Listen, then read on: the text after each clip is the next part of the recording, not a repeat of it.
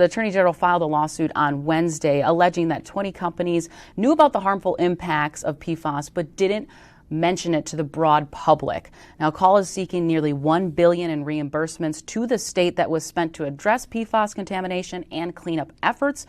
So basically, this has been a really big campaign issue for Governor Evers, and we know this is in parts of Wisconsin. PFAS contaminants is actually really impacting people's water and daily lives. But a lot of the business community basically saying, why are you targeting us? We've been trying to do everything we can.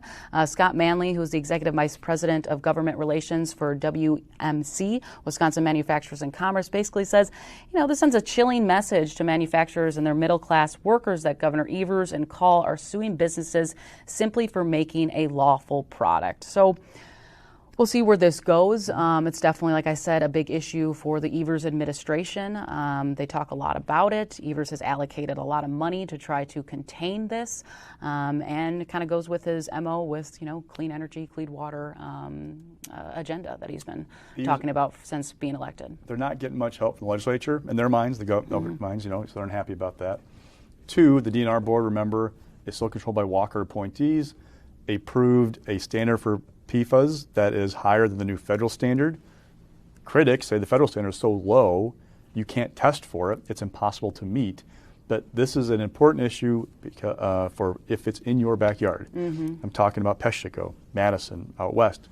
This is an issue. We're seeing really troubling statistics out of the Peshtigo area especially about what's going on with health up there. So what I'm wondering is how the lawsuit's going to proceed. And are there other avenues for Evers to try and go around the legislature and the DNR board to try and deliver some quote-unquote wins on this issue? Yeah, we've talked about it too before. Republicans only really care if it's in their district, right? There's a pretty big state that we live in, and if it's not happening in your community, why do you want to invest money in it? It's a cost. I mean, the paper industry has talked about like billions of dollars and what it would impact them. And the paper industry will argue, look, we are struggling as it is. We have very small margins. This is not something that we can tackle, and we didn't do anything wrong.